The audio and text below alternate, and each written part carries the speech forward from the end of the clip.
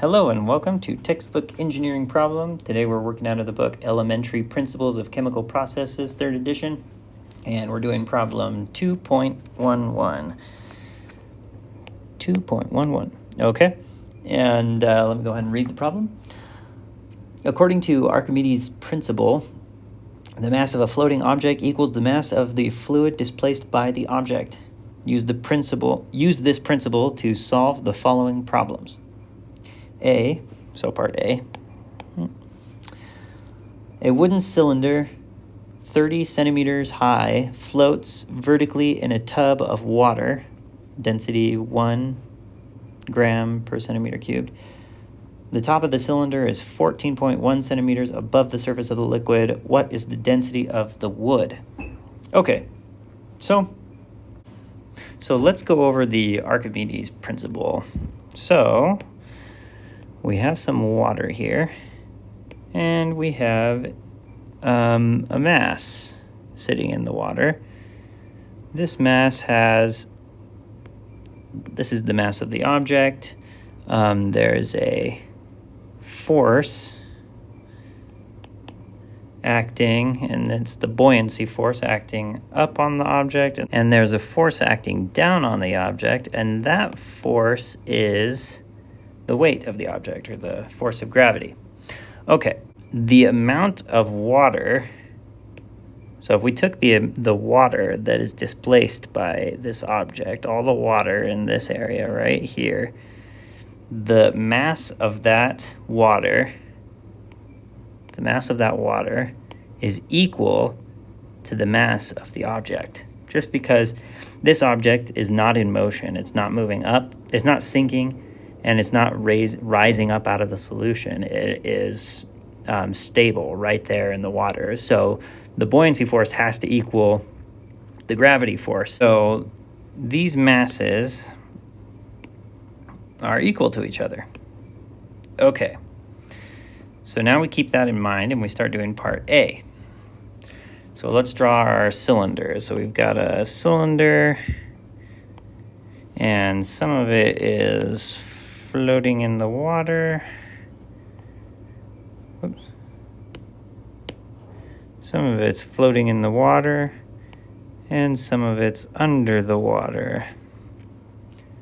Okay, so from here to here, we'll call that the length above the cylinder, or above the water, is 14.1 centimeters. The total length is equal to 30.0 centimeters. And the length from here to here, the submerged portion, is equal to 30 minus 14.1. So that is the length of the bit that's under the water, 15.9 centimeters. Okay. And we know that the density of the water, so the density of the water is 1.00 grams per cm3. Okay. So we want to know what the density of the wood is.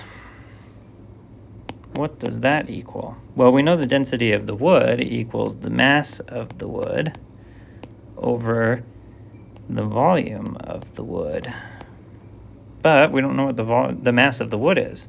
But remember this relationship that we just described up here. This relationship, the mass of the water displaced equals the mass of the object. So we can just replace the mass of the wood with the mass of the water that's displaced. And this is all over the volume of the wood, the total volume of the wood. So let's calculate the total volume of the wood and the mass of the water displaced. So the volume of the wood equals, it's a cylinder, so it's the area of the base times the height, which equals pi r squared for a circle times the height, The total height is L, so that's the volume of the wood. Then we have the mass of the wood, we said, equals the mass of the displaced water, which equals the volume of the water displaced times the density of water. Okay, so the volume of the water that's displaced is equal to pi r squared times the length that's submerged, in the water, and our density. Great. So now we have the two values in our ratio there. So let's calculate what the density of the wood is. So we've got pi r squared LW density W over pi r squared L. And so the pi r squareds cancel out, which is probably why they didn't even give us the radius in the problem statement, because the radius doesn't matter. And then we have this ratio here. So we have the length of the cylinder that's under the water. So that's 15.1, I believe. Oh no, it was 15.9. 15.9. And that's divided by 30 centimeters times the density, grams per cm3, and that equals 0.530 grams per centimeter cubed, and that is the density of the wood. Okay, so that's the answer to part A. All right, let's do part B. Part B of the problem says the same cylinder floats vertically in a liquid of unknown density. The top of the cylinder is 20.7 centimeters above the surface of the liquid. What is the liquid density? Well, we can just use the exact same expression that we already figured out here. But instead of trying to figure out what the density of the wood is, now we know what the density of the wood is, and we're trying to figure out what the density of the liquid is. So we just solve for the density of the liquid instead of the density of the wood. So let's just flop our equation around. So now we have the density of the liquid, we're not sure what it is the density of the wood times L divided by LW. And that equals 0.530 grams per cm3 over 30.0 cm divided by the bit that's under the water. So we said that in the problem statement that the part that's above is equal to 20.7. So the part that's submerged is equal to 30 minus 20.7. And that equals 9.3.